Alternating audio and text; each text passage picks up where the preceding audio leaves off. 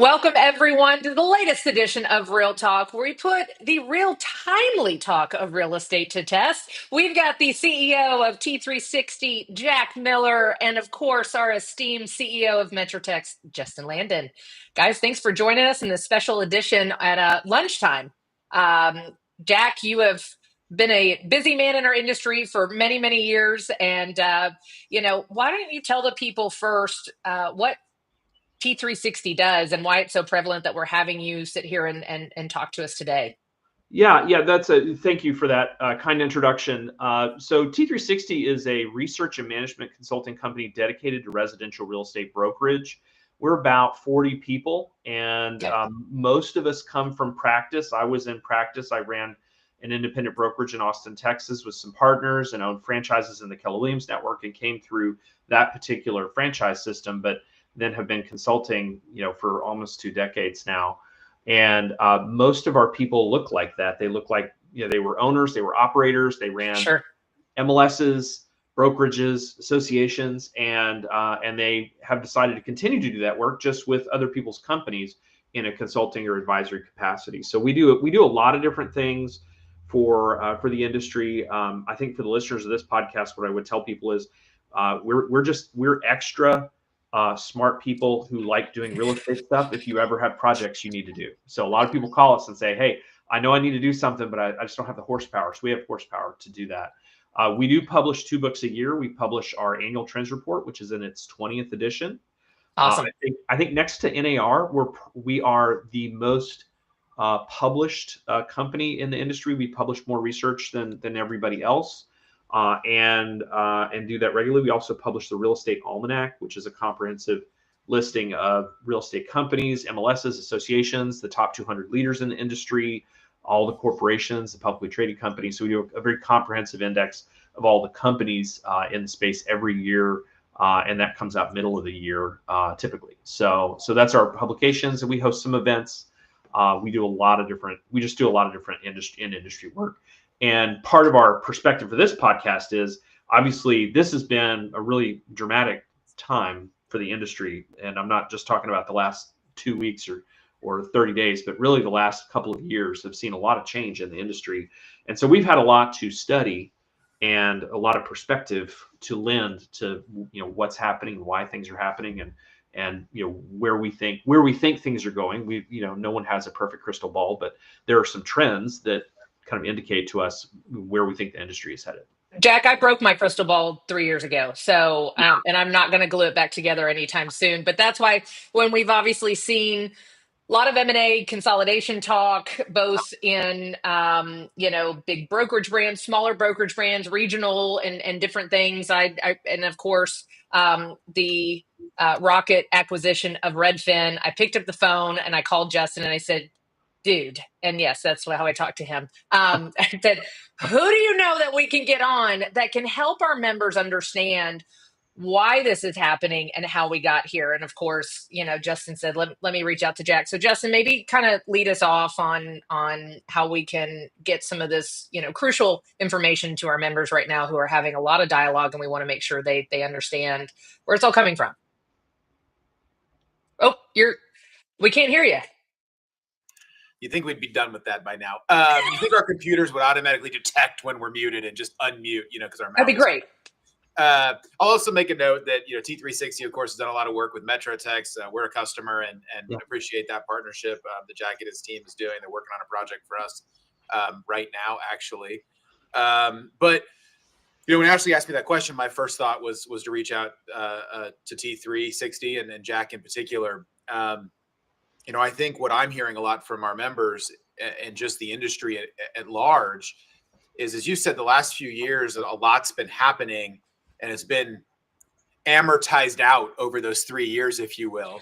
But in the last just couple of months, it feels like, oh boy, the pace seems to have accelerated a little bit. And so, as we sort of figured out, how do we want to engage in this dialogue? And I think the most important question to start with is, Jack, why are we seeing so much consolidation over the last 3 years? And then why now are we seeing this sudden acceleration over just the last few months? Yeah, and that's a great way to set up the conversation. There's some trends that have been happening in our industry that are all just landing in the same time. So we're seeing things at the same time. So there's been a long-term trend, and we've been writing about it, for 15 years now, about the aging population of broker owners in our industry and people that have built, run, owned, managed real estate companies. You have the baby boom generation that really is accelerating its age out right now. A lot of them are retiring. They want to Sure. spend time with their grandkids. They would do other stuff. And real estate, fortunately, is one of these careers where you are not out there doing backbreaking work every day. So you can work to quite an advanced age. And so there are many who have kind of held on to their companies that kept them running. And so that trend of the demographics of industry leadership is part of it. The other trend, which we've been following again for about a decade, is the entrance of capital, of large capital into our industry. Yep. at a new level of scale. Really, there's been capital in the industry that really started back in the 90s with a lot of the acquisitions that happened then. But there's been so much capital put into the industry that you have very large companies now that have the capacity to do these acquisitions, and they're publicly traded or they have access to capital so they can go do it. And if you look at the top 20 brokerage companies in our industry, and I did this yesterday just to look, of the top 20, I believe 15 of them are either publicly traded or have significant private equity backing, meaning they have a pool of money. So if you look, and those are brokerages, that's not brands, but if you really look at like things that are all live under one P&L, but it's pretty telling. It says that a lot of the people they're doing acquiring is because they have stock, so they can use the stock market, and they can use stock as a acquisition tool, and they also probably have a very large a cash balance sitting somewhere, either with their investors or actually just cash that they have on hand. And so those are probably the two of the biggest drivers that are happening right now, or that demographic change that we're seeing. And we're also late stage on some of the business models. We're late stage on like, okay, we're at a level where we kind of see what this company does, and it's not going to continue. Like Redfin was not going, by all outside appearances, without some change, wasn't going to make a big change in trajectory. And so it was understood as to what it was as an asset, and fit into Rocket Mortgage's strategy. So will you touch on that, because I think that's the one that's probably the biggest boogeyman that we've seen as far as a headline, a fusion of capital or VC, like we saw with Keller Williams and some of the other acquisitions that have been swirling. But that's the one that's probably creating the most fear for the individual practitioner. So can you dissect that a little bit and talk about why Rocket would want to acquire that technology or asset? Yeah, that one, that is a vertical integration move that is not a new move for our industry, by the way. This is a normal thing. We've seen many large companies have developed significant ancillary businesses and operate as somewhat integrated companies, where you look at the Long and Fosters and the Adinas and the Howard Hannas. These are all companies that have mortgage, title, settlement services, insurance, relocation, all those kinds of things.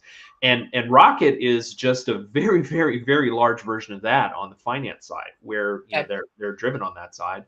The what Rocket has that's interesting is that they have deal flow from their servicing portfolio. So they have millions of mortgages in their portfolio, and they have people that reach out to them to get pre-qualified, to go potentially look for a home, things like that. So they have all this deal flow.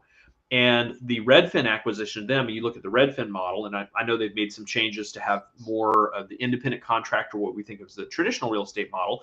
But fundamentally, Redfin has been a employee-based, very controlled sort of model, where Redfin, if you are at Redfin, they're very good at this taking of a consumer generated from a public website and then turning that into transactional business. Which, you look at Rocket's business, what they're very good at is taking a consumer who's interested in the mortgage part of the process or early in their real estate cycle and turning them into a transactional opportunity. So the acquisition for Rocket Mortgage from our perspective, from T3's perspective, is synergistic because it's Rocket understands that business, like mass consumer market, that sort of business, and they can bring Redfin kind of under that umbrella, and it's that's a business they understand. I don't think it would have made sense for them to acquire a traditional brokerage that doesn't generate business the way that Rocket Mortgage generates business today. So that's the synergy there,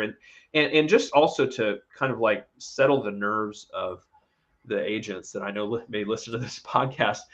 First of all, these kinds of changes, these big acquisitions, are not a new thing in our industry. And I went back and my business partner Stefan, he put together a draft book he calls Real Estate DNA, and it was not widely distributed. It was a special gift to some of the attendees at one of our leadership events, and it was circulated with draft in the inset to say it's not ready. But it's a great coverage of like kind of everything that's happened in the last 50 to 60 years in real estate. And I look back in it, and we had a similar wave of these kinds of acquisitions in the 90s, from 1996 until about 2000, where that's when Realogy was really formed up under Birch HSF. And so what I would tell you is our experience in these big acquisition periods and when these things happen is that the safest people in all of that are the agents. Like the agent is actually the most secure in this entire ecosystem because they're not overhead.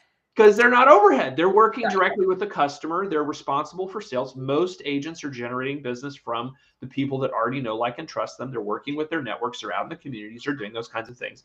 And so by the way, that has proven to be very, very difficult for anybody to try to dislodge, to get in between that personal relationship that an agent has with the consumer, which, by the way, the consumer wants. The consumer wants to work with a human being who knows and understands their needs and can provide them with good services. So I think that I would settle everybody down and say, don't worry too much about what's happening at 30,000 feet over your head, because it's not really going to impact your day to day, and probably won't really impact you, in any way substantially that you're going to notice based on the history of these kinds of acquisitions. This is this, and there's other trends driving this, and I'm happy to talk about those. But I'd say, first of all, I wouldn't be worried about it. I would say focus on your business. Love it, Justin. Yeah, Jack, I have two things that popped in my head. I'll start with one, which is, you said the last time this happened was, the early to mid 90s through 2000. You may not know this about me. I'm third generation in this business. My dad and grandmother both ran a brokerage for 50 years. And I remember that 90s time period as being a little lean around the Landon family household. Yeah. And I would imagine if I went out and asked some of our agents right now, they're feeling some of that leanness. Yeah. In fact, I heard recently, or I did some data work recently, that showed that the number of units that transacted last year was roughly the same number of units from 1995. Now, of course, total production's way up, right? Prices, but number of units sold, same as 1995. So we acknowledge that these acquisitions happened in the 90s, ended in the 2000s, which then precipitated the fastest expansion of the sale of residential real estate until 2020. That's right. Makes me wonder if we're finding ourselves in that same cycle. Yeah, that's the market cycle trend. So when I talk about things that are happening, that are all kind of landing at the same, I mean, you look at this, it's unprecedented, really, to have the market cycle we're in, to have the interest rates where they are, to have the lawsuit and the practice changes, to have all this capital that's been built up, to have these aging baby boomers that are ready to sell their companies or need to sell their companies, and to have AI, all of that happen in like a 24-month period, really, like that's a lot. That's a lot for any industry to digest. And so if people are feeling like, hey, there's a lot going on, it's because there is. But your observation, Justin, is correct in that this is the time, and I wrote an article last year and I said this is a buy low market for everything. For right now, you can negotiate the best deal of your life on the technology provided to you, services provided to you. There's people available that were probably not available because they were too busy before. If you're a broker or a team, this is a time where you can recruit people, because people move around when they're not making enough money, or they're not satisfied with their situation. So it really is an opportunistic time to look at it from that perspective. Now it's lean, so you have to be smart, and not everybody, I know I don't walk around with, hundreds of millions of dollars of private equity in my back pocket. That's not my life. It's not the life of most people in the industry.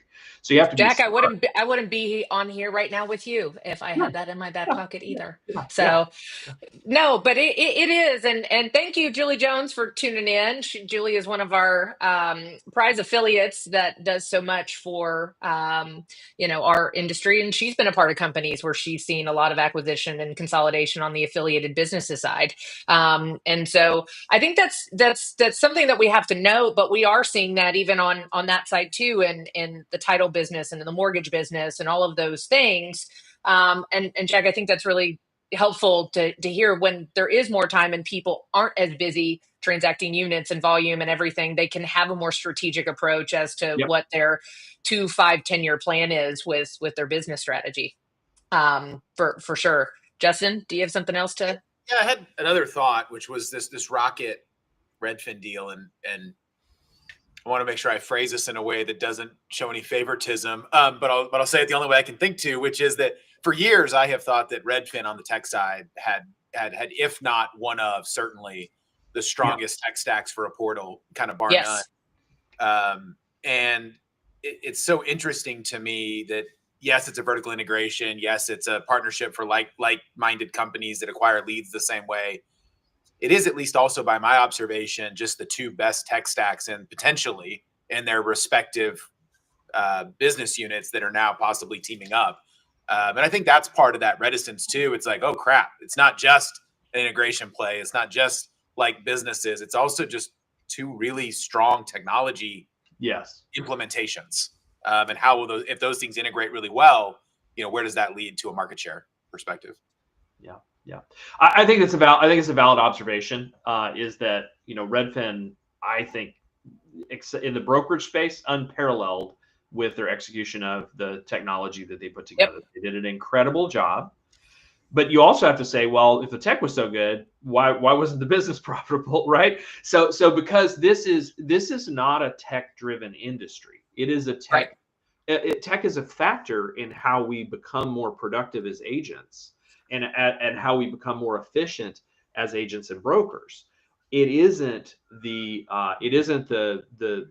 secret weapon. Right. It's because the reality is, we say, well, Redfin has incredible tech, but what did Redfin? And this is another one. I'm going to bring Zillow into this too. People love to hate on Zillow, but I'm like, thank goodness for Zillow, right? Because what Zillow did was Zillow raised the bar for the industry on the consumer experience, on the lead management experience, on the entire thing. They raised the bar and they said, we're going to make this much, much better, which, by the way, and they did an incredible job. And what did it lead to? It led to a renaissance of competing technologies that are made available to the practitioner, to the broker. I mean, you have some of the best options. You have the best options today you're ever going to have. You might get better ones in the future, but right now, it's not like you go back 10 years and you say, oh, it was so good back then, right? No. It's really good right now from a tools perspective. And while they have a great tech stack, Redfin does and Rocket does, there are many off-the-shelf products that are available today that give you the same capabilities within the context of a team or a brokerage or even an individual agent that service you specifically. So I think that renaissance of technology has enabled. And you look at today, I mean, if you want to run a multi-million-dollar income business in real estate, there's never been a better time. Because we have the tools, the systems, we have VAs, we have offshore resources, we now have AI coming in. So it is a remarkable time to build a real estate business because of the tools that are available today that we didn't have. 15 years ago, getting to scale was a lot harder because we didn't have those tools. Absolutely. So you brought Zillow into this, Jack. So I have to ask, Redfin and Zillow had a rather significant announcement not too long ago. And I find that partnership interesting in light of this acquisition by Rocket. Any thoughts on that? There's always going to be partnerships like that when these Goliaths are kind of out there in the marketplace. So, I remember the same thing with Open Door, and like when we've got different companies that are saying, hey, these are areas I'm strong, and they're gonna move in a certain direction. But I think fundamentally, you never take the like companies try to be the best version of who they are, right? And Zillow is still working to be the best version of what they define themselves to be. Redfin was working to be the best version of what they define themselves to be. So I don't get distracted by them saying, "Hey, we've got something we're going to work together on." Well, that's sort of, I mean, they're so big, they're almost like nation states. They've got a lot of different things that they work on that sometimes are cooperative and sometimes are very competitive, and that's just the nature of very large companies.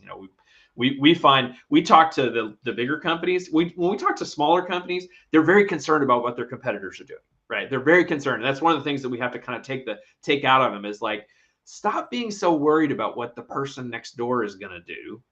It's interesting, but focus on what you do really well. And that's that's sort of a global message, is like, and then you talk to the big companies, and yeah, I mean, they think competitively, but then they're focused on their thesis, on what they believe their value is and what they do really well, which is how they got so big, is that they really focused on that and have done usually a great job of it, and Zillow's a perfect example of that.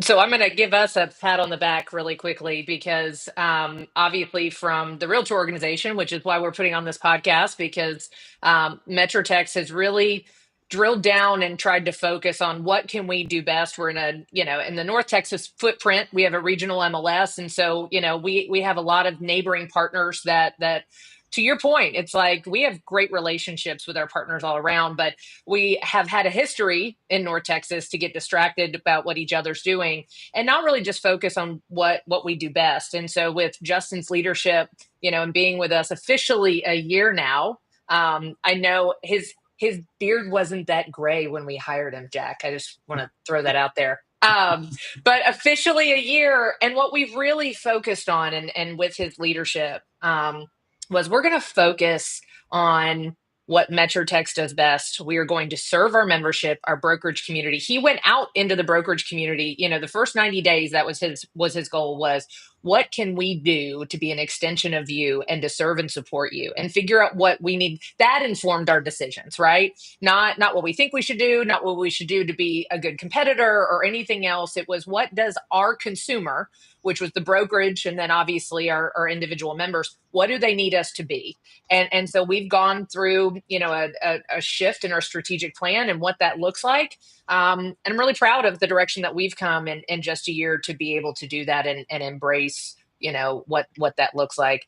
And we've got Miss Jennifer Parker on the podcast too, saying great information. She is the current president of the Collin County Area Realtors. And again, we have such great relationships with everybody across the Metroplex. And Jack, I just thought that was a great segue for us to talk about the cool things we're doing here too. Yeah, that's very good. It's very good. So what else, Jack? Justin, you were gonna? Well, I was, obviously we've seen, tremendous amount of broker consolidation. There has also been a tremendous amount of chatter about other consolidation, and without talking about the recent issue that I guess maybe call it a false positive or call it a series of interesting reportings, but we do know that there's a tremendous amount of chatter taking place about consolidation across our industry. As someone who's got his finger on the pulse of what's going on, how challenging is it for you in this environment to really separate what is, rumor from fact, from just backroom chatter? I mean, I have to imagine that's a challenge on a day-to-day basis in our industry right now, where the chatter's so high. It is. I mean, there's a few things I do to put this in context. First of all, we are not done. We are not done. This is a very fragmented industry still. This is not, I like to give a comparison. People go, well, what do you mean by real estate industry is a fragmented industry? And I go, well, think of a few pharmacies, right? Like, and what do you think of? You think of two. You think CVS and Walgreens. CVS and Walgreens, right? That is a consolidated industry where it's like, oh, wow, there's really only two brands. Home Depot and Lowe's. Yeah, Home Depot and Lowe's. Those are consolidated industries, right? Real estate is not a consolidated industry. We have some bigger players that are getting much, much bigger, but if you look at it, the top 1,000 companies all combined, do about 67% of the transactions across 1,000 companies, right? Now the top 10 do a big chunk of that. It's a lot of it, but that still tells you there's a lot of consolidation that's likely going to happen. There are a lot of broker owners that are at end of their career and their kids don't want to run the brokerage. They want to go do other stuff. They have great careers in other industries. They don't want to be brokers. And so I would say, first of all, I would assume people are talking about mergers and consolidations, right? I would just assume that. If somebody came to me and said XYZ is talking to ABC, I would say, yeah, they probably are, because it's probably smart for them to be having those conversations right now, right? And with the transaction volume low, the valuations of brokerages being low right now, like this is a time when deals get made, right? And so people are out there putting deals together. So I would assume that's happening. I wouldn't let it distract you from your day to day. And then the big picture I would want to give to people is because I think, this is an industry that whole like there's a lion coming over the hill comment is so emblematic of the mindset of this industry. And I've said it before on stage. I think some people in this industry have psychological problems because we're always worried. We're always worried that this next thing is just going to wipe us out. We're just done, right? We're out of here. So we're always worried about that. And I mean, we are primates. We were not the kings of the jungle. We weren't the lions. We were the baboons that are out on the plains. And we were food for somebody's, and that's kind of deep in our hindbrain there. So I understand that because that's just the nature of human beings. But don't let it rule you, right? And just know that fear is not serving you. And the perspective I would give you is, all of this, especially for the practitioners, it's so good for the practitioners. You have, as a real estate practitioner today, way more options on the shelf than you've ever had in the real estate industry. You have great options. If you're like, hey, I know everything that I'm doing in real estate. I've got my own marketing plan. I've got an assistant that's worked for me for 10 years. I know exactly how I run my business, all this kind of stuff. I just need a broker that will make sure my paperwork gets turned in and cut me a check. Like, I don't need a lot of services. I'm good, right? Well, you have great options there. On the other end of the spectrum, you might be like, hey, I don't have those things. I'm in a place in my career where I really want a lot of services. I want marketing. I want support. I want a brand. Maybe I want referrals. I want leads. I want opportunities. You have great options over there too. So the real thing is that companies that are doing a good job of delivering those options to practitioners are now consolidating, and you're going to end up with really good, from my perspective, product as an agent where you go, I want a broker that does this, this, and this for me. And you've got great options now. And none of these options are going to wipe out the others. This is also the other thing we see in this industry is that people go, oh, well, this, so-and-so is going to come in. They're just going to take over. That's never happened in the history of the industry. In the 70s, when franchising was invented and came to presence with like Red Carpet Homes and Century 21 and ERA, and there's some brands you recognize and some you don't, in that franchising era, the franchises did not wipe out the independents. They cohabitated in this industry quite nicely. When we did market consolidation in the 90s, we had big corporate entities come in and buy up a bunch of brands and create Realogy, now Anywhere own a bunch of brands. They didn't wipe everybody out. They just became another option on the shelf. Same thing with Keller, same thing with Remax, same thing with all these other brands and companies. So if you're a practitioner, your options are way better today than they've ever been. And you can get what you need in order to have, like, maybe you want a lot of service from your broker and you want them to do a lot of stuff for you. Cool. You got great stuff out there right now. And you got great stuff in the Dallas Metroplex. You got a lot of options there from the national players, local independents, home services companies that have a lot of capabilities, a lot of services they provide. So you got a lot, so choose your choice. You got lots of them. So anyways, that's just big picture on this. So don't be scared of it. The other piece I would share with your listeners is what's happening right now is all about, in the industry broadly, and by the way, in other industries too, what's the AI stuff is touching everybody. Of course it is. Yeah. Legal, medical, all this, like every single, it is the most, I've said this again on stage, I'm going to say it again today. Artificial intelligence is the biggest potential long-term change to humanity that we've ever seen. Yeah. Comparable. I think about the personal computer revolution and how that changed how people live, and then the mobile revolution and the cell phone and how it changed how people live, the high-speed internet, all those things. And AI is built on top of all of that. And it's the injection of human-like intelligence into everything that we do. And so it's going to touch everybody. It's going to do all those things. But what's happening right now is about efficiency and the capabilities being given to the individual and the sales teams, the people that can use it. We're being given tremendous capabilities today. You want to go create and edit videos? Great. You can do it. Pull out your laptop and go. You want to do, blogging or create content or media or all that kind of stuff. Mm-hmm. It's all at everybody's fingertips now. So it's incredible. So if you view it from that perspective, it's a lot less scary. Now, I know there's people that have been in the industry a long time. They're not going to pick out their laptop. They're not going to do all that crazy stuff. Sure. So team up with people that do. Go work with people that are doing that kind of stuff. And that's the message there. If you are an older person, I turned 50 this last year, so I'm now moving into that category. If you are a statesman or woman in this industry, you've been working for a long time, and you're like, I don't want to learn all that new stuff. Well, that's great. Go partner up with some younger agents that you can share the wisdom of how to get a deal done. Sure. Which, by the way, is immortal wisdom in my mind. I mean, it is like that ability to put a deal together, to negotiate the complex psychology of a transaction, which I think people outside our industry don't understand.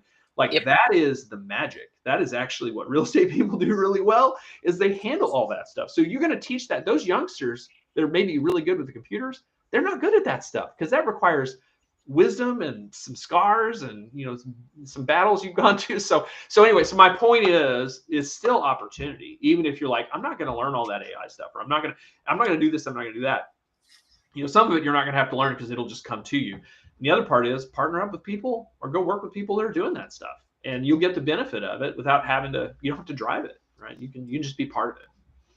No, I think it's amazing. And it is hard because your initial reaction, and yes, I can confirm we have psychological challenges in the real estate world.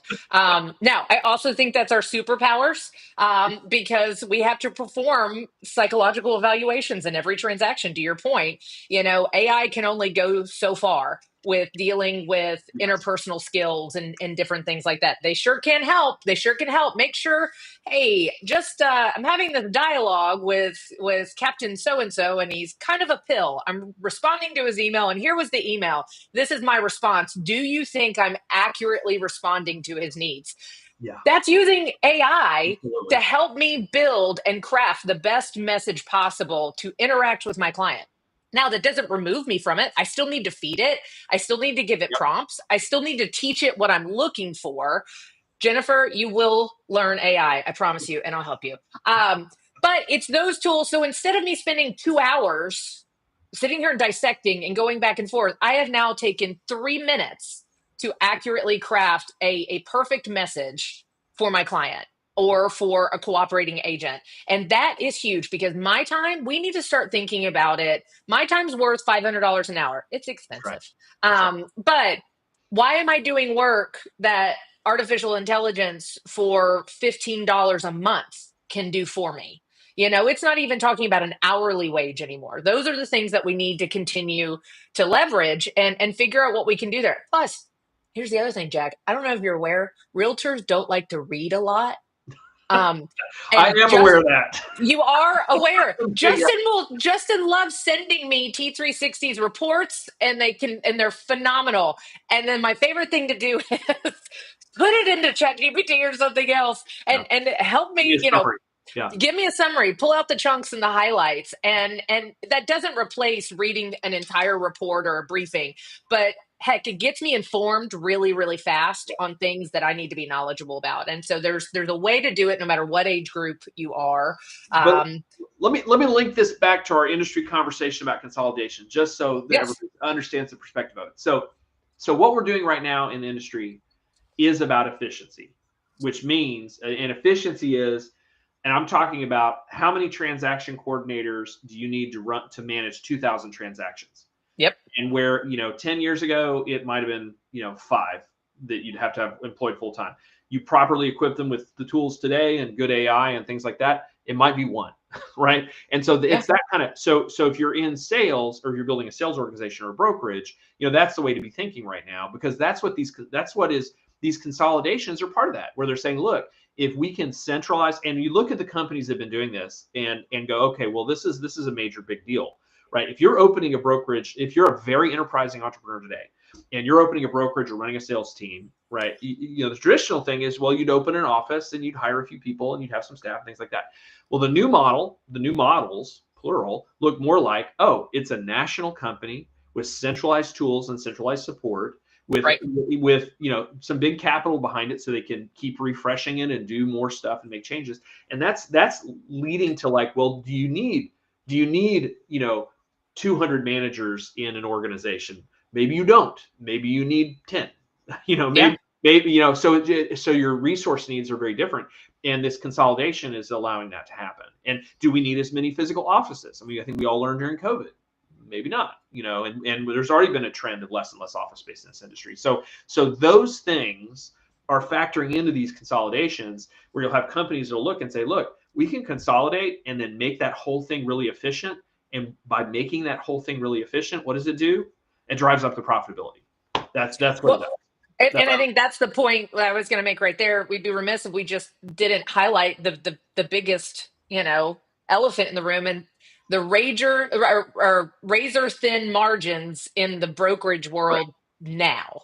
And I think the agents don't understand that consolidation and trying to streamline services and utilizing AI, it's not it's we have to, because to your point, there's no profitability left in the real estate space in traditional brokerage. Yeah. And that's what I tell agents is, like, you guys won. Like, you won. If there was a battle between you and the broker, the agents won. You killed them. You creamed them. Yeah, you're keeping most of the money. In most scenarios, you're keeping most of the money, right? Now, unless the broker brings you, you know, ready, willing to work buyer or seller and has a referral and that kind of stuff, you're making most of the money in all the traditional models. And so brokers have to become more efficient in order to maintain a business that's worth owning. So they have to do things that, like, use AI and figure out ways to have less staff, less overhead, and they have to get scale. They have to get bigger, you know, because now it's like, okay, well, you know, a 4% profit on $100,000 is not going to do it, right? But a 4% profit on, you know, $10 billion, well, that's a whole different thing. And that just means you have to get to scale to make it worthwhile and you know, make it productive exercise for them. So agents, you guys already won. You know, you're and the other thing I'll tell you is, you know, brokers were not good across the industry at necessarily providing value that would justify what the old splits of, you know, 20, 30 years ago are.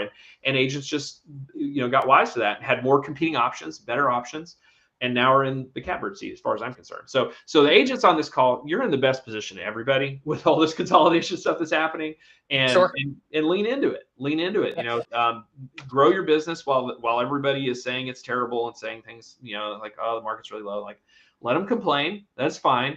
And just quietly keep working, you know, keep networking, keep building your mailing list, keep reaching out to people, keep integrating, throw away old technology, get new stuff that's better, learn AI, do all that kind of stuff. And you'll be fine. You'll come out of this great, because that's the market. People still need to buy and sell. That's always going to be true. Always. Well, and Ashley, I was going to chime in and say we had not heard the M word the entire call until you said it, which was margin. And that is what's driving a lot of this. And I think if you go back to your Home Depot and Lowe's metaphor or analogy, the mom and pop hardware store, right, over time had all the problems that Jack just described. You know, an old business owner that their kids didn't want to take it over. Margins were getting razor thin. They couldn't afford the labor. They couldn't afford the benefits. And so you see this consolidation over time. And there are still fringe independent hardware stores out there. They're not like what they used to be, but they're still out there. I do want to pivot a little bit, Jack, and ask a question around something that has the potential to grow as some of our brokerage models get larger. And we're already seeing it with Compass. Anywhere has engaged in this as well. Not to say that our brokerage community hasn't always been engaged in policy making discussions at the national level. But as these companies are getting larger and stronger, their voices are becoming stronger and firmer.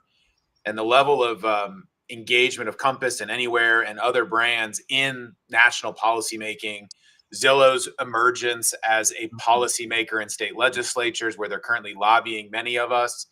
What do you think about that change? As someone with a historical perspective, is it a change? It feels like one to me, but I'm still, I don't study this every day. So from your perspective, where do we sit on that brokerage or massive corporation as a policymaker in our industry? Yeah, I mean, it's no question that that is a newer phenomena in the last 10 or 15 years, where now that corporate lobbying is just the way things get done in this particular form of government we have at the moment.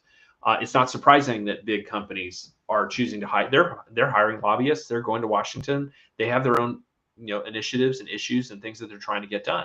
And so this is where I would say, NAR has had a rough few years. Associations have had a rough few years, right? And there's some, and I've met with them. I've spent some time with Nakia up in Chicago, and I understand her vision and where she's trying to get to. And I would say, as much as people want to say, like, hey, I don't like what happened. I don't like the lawsuit. I don't feel defended. There's a lot of that. You can go on any Facebook group in real estate and find. We love it. Oh, we love consuming it. Yeah, there's so much of it, but part of what I would say is the association's mission has never been more clear, which is to help ensure that the practitioners in this industry have that voice in Washington. And that is the one thing. When we did a report last year called the Opportunity Report. It was a 10-year follow-up to the Danger Report, and we interviewed more than 50 CEOs in the industry and did some, so got some feedback from all of them about what are the opportunities right now. One of the things that everyone agreed on was the mission of the association, local, state, and national, around advocacy for the industry and advocacy for the practitioner and for the homeowner. And that was like, there's a lot of disagreement about how we handle this policy or that policy, or, this or that needs to change. But the one thing everybody agreed on is like, yep, that's important. And so that's where I'd say, for those of you, and I know this group, you're coming to an association run podcast, so it's probably a friendly crowd here. But I would say there's some people in your offices that maybe not so friendly. There's some people in your offices that, everybody here has a network, and people, and there's people out there that are going to say, well, I just don't, I feel really let down, by the association, by NAR, because of these lawsuits, et cetera, et cetera, et cetera. And I would say that the right answer is not to figure out how to get rid of associations or to leave NAR or anything like that. It's to help the organization focus on a core mission, which is that advocacy, because you are being advocated with positions that maybe you don't agree with by large companies and by organizations that you're not part of, right? And that is why it's important to have that voice. So I think that's just the way things are now, and that it actually, in my mind, and I think in the mind of many others, it has made the importance of the mission of the advocacy has gone up. It's more important now than maybe it was 15 or 20 years ago, where we didn't have all of the corporate lobby going to Washington to try to make things happen that benefit their shareholders. So well, and before we go back to the maybe the CCP part of it, the clear cooperation, which is where we're really seeing obviously a lot of vocalness in our marketplace right now. We're going 6 days from now to the state capitol for Realtor Day, and there'll be a few thousand of us that will go, and I'm a lead contact for one of the state reps. And part of that is we've got a realtor bill down there in regards to agency relationships and the changes with the settlement and written agreements and everything else, to make sure that there is an equitable playing field for all licensees and realtors in the state of Texas. And so having those conversations, and then for the consumer, property taxes and insurance, Jack, you're in the state of Texas, you get it.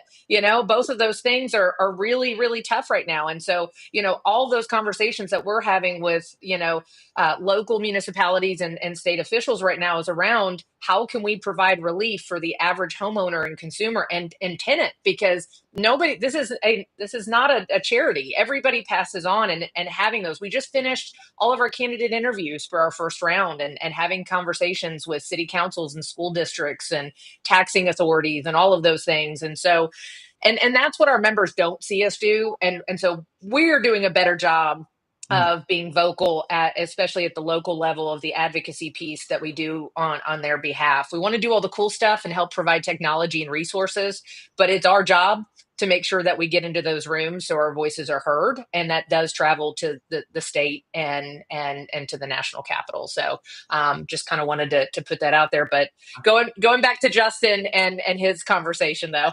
Ashley, always a company lady. I love it. Keep up the good work. Well, Yes. Jack, you mentioned, that emphasis on the role the local, state, and the national plays. Also, a very fractured marketplace. For sure. I've worked extensively with your association management team inside T360. A lot of their research around the consolidation that has happened in the association and MLS space over the last 20 years.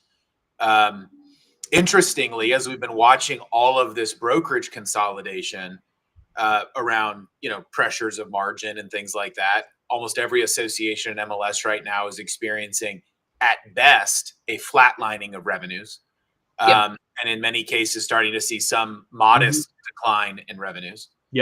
And yet no significant national chatter around major consolidation of MLSs or further regionalization of MLSs.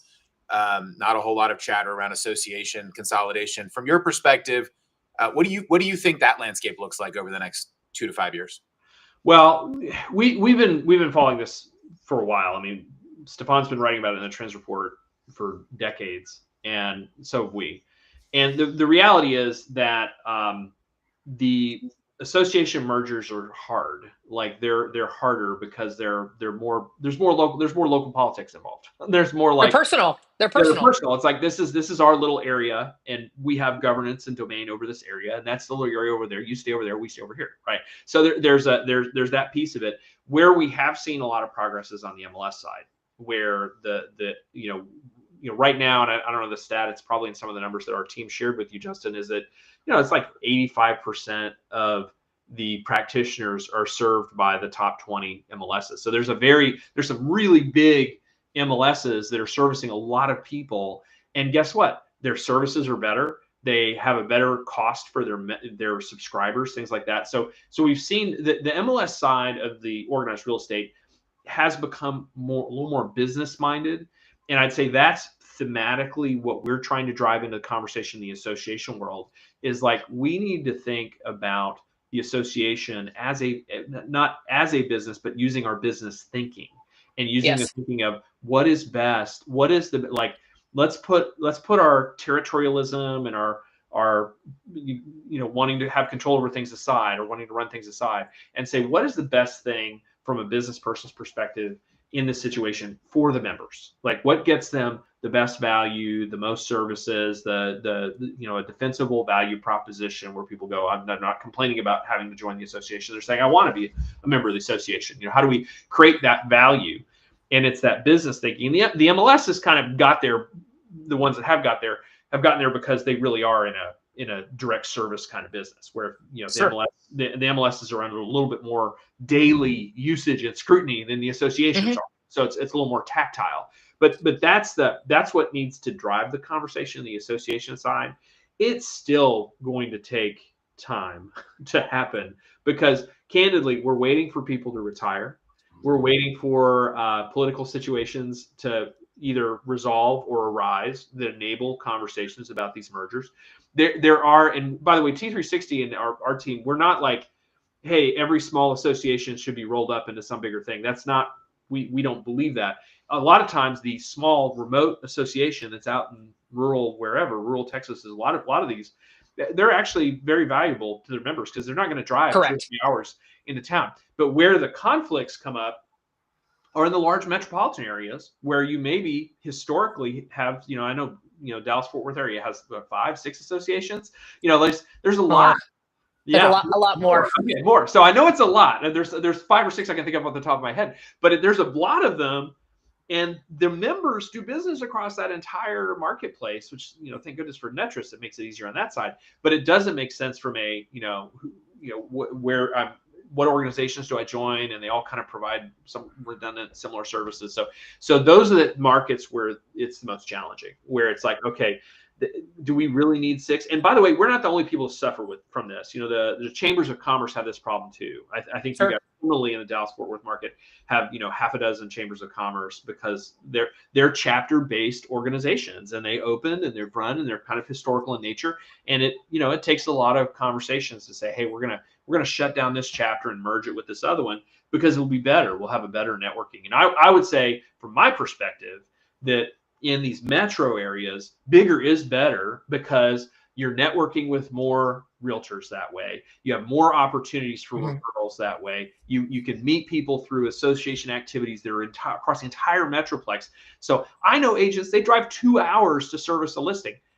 That's insane. Like, find a buddy out there to take a referral from you and focus on your core business, on the areas where you can drive 10 minutes and meet with a seller. So it's just stuff like that where I think that it's not hard to make that case. We're advocating for that kind of business-minded thinking in the association world as much as possible to get us there. But candidly, we're going to have to wait for some retirements. We're going to have to wait for some people to put their guns back down and say, okay, let's get in a room and talk and talk about what's best for our membership. But when those talks do happen, it's exciting. It means that there's something new is being created, some new value propositions there's some new energy, and a larger organization, more resources, can hire better staff, can provide better services. Like, that's exciting. And so that's the part I try to get people focused on, is like, let's talk about what's possible if we had organizations that were a little more muscular, could do more stuff, right? And that, because I think everybody wants that. I think that we can get everybody on board with. Yeah, I think the reason I asked that question the way I did, Jack, was because you start to talk about these brokerage entities having a larger influence in policymaking. It then turns back around and says, how does the association continue to be as relevant, or continue to be more relevant as it has been over the last 110 years, that the association has been the dominant voice in that policymaking conversation. So I think it's an important dialogue for sure. Yeah. As you were talking, Jack, I just immediately went through, I feel like this is, we're all a bunch of little mob families, right? We're waiting for the oligarchs to pass on and do whatever. And, of course, those are more fun analogies. Not like in The Godfather, Ashley. That's a different kind of, yeah. Yeah. No. Well, listen. Yeah, it's absolutely. And then, we've also seen, like, we need to be accountable on the organized real estate side of the house to the members' dollars. We need to be accountable to those. There's that terrible, New York Times story that broke about all that kind of stuff. And I would say the more, as organizations and as the volunteers are involved, can think about, what if this was a publicly traded company? What if this was something where, it's higher profile, it gets in the press, things like that, because that will guide you to the right kinds of answers to say, well, sure, let's do that. And I know everybody thinks that they're doing that, but you need to challenge your thinking about, like, okay, well, what did we spend on this thing? That would other people step back from it for a second? Would other people think that that's an outrageous thing to spend money on? Or you got to look at it from that perspective. And I think that sometimes is a culture shift for organizations, and can be hard, but it is necessary to run these organizations more professionally and provide more value, because that's what's needed. Yeah, I think it's the same thing. I mean, again, we have a few minutes left, and this has been such a wealth of knowledge, and we have tons of volunteer leaders that have tuned in, and hopefully they'll share this message as well.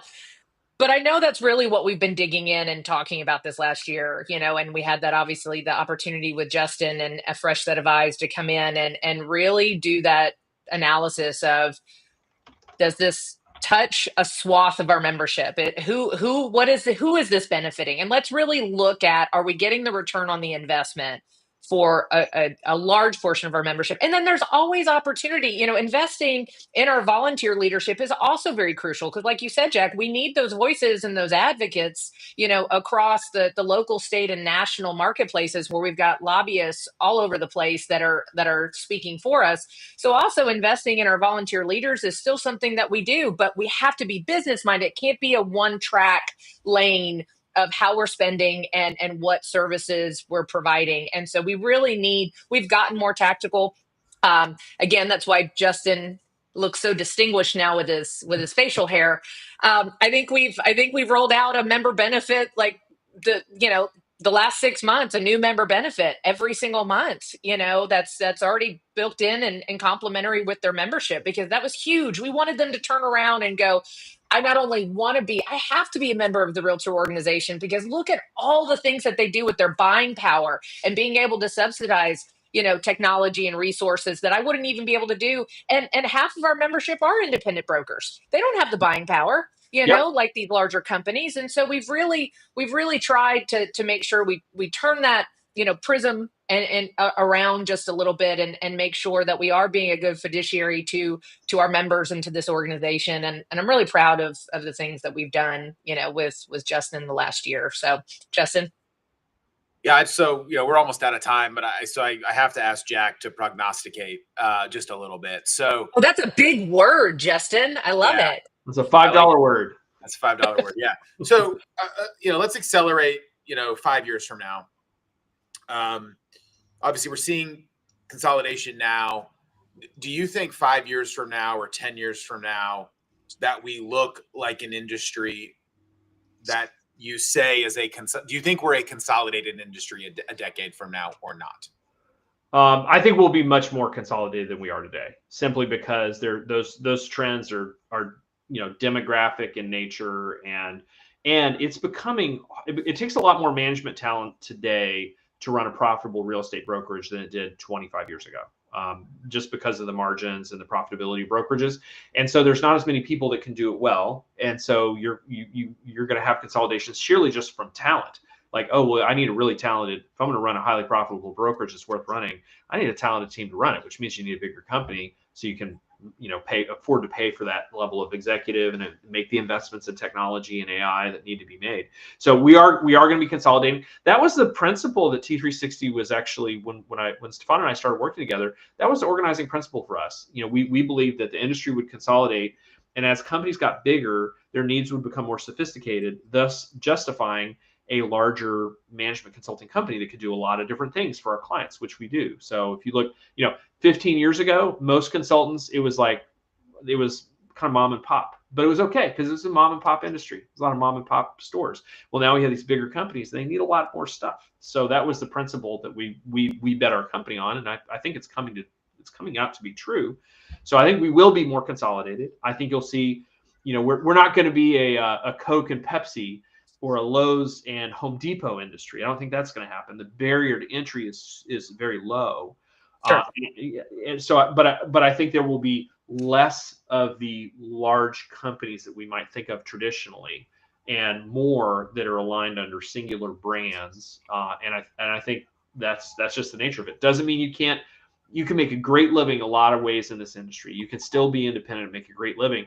It just means you have to be very good at it. Yes. It's no longer. I've been telling this to brokers. So it's like, 20 years ago, it was great. If you were in the top 20 in your market, it was great. I was like, now you need to shoot to be in the top 5. Everybody needs to level up on the management side, needs to level up their game to run a more effective and efficient business, just in order to make it worthwhile, to produce the profitability it needs to produce, to make that executive talent stay there and keep doing it. No, that's huge. And Jack, I'm so appreciative that you were able to join us this week and help us kind of, peel back some of the layers and its relationships that Metrotex has with you and T360 that really help allow us to continue to provide that value and those resources to our members. Member benefits are great, but when you don't know how to actually, what does this mean? What does Rocket buying Redfin mean for the individual agent and practitioner? What do we need to do? And to be able to, in a week's notice, put together this real-time, real talk with you and with Justin to be able to speak on this. And hopefully this gives a little bit more of peace of mind for our members and for our agents. And we're so appreciative that you took the time to do that for us. Yeah. Delighted to do it. I'd say everybody out there, keep hustling, keep working, keep your head down. That's what's going to get through, and don't worry about the noise. Nope. Don't worry about the noise. It's a Love distraction, it. right? It is Jack, a distraction. We'll see you either sooner or at the latest May 19th when T3 is here in Frisco, Texas for your annual summit. Yes, I'll be delighted. I know you've got some members coming to that. I'll be delighted to see everybody there, and I'm in Austin, so it's a short drive up, and look forward to it. I look forward to meeting you in person in May, Jack. So Great. that'll be fantastic. And Thank you. thank you everyone for tuning in, and we'll catch you next time. Thanks so much.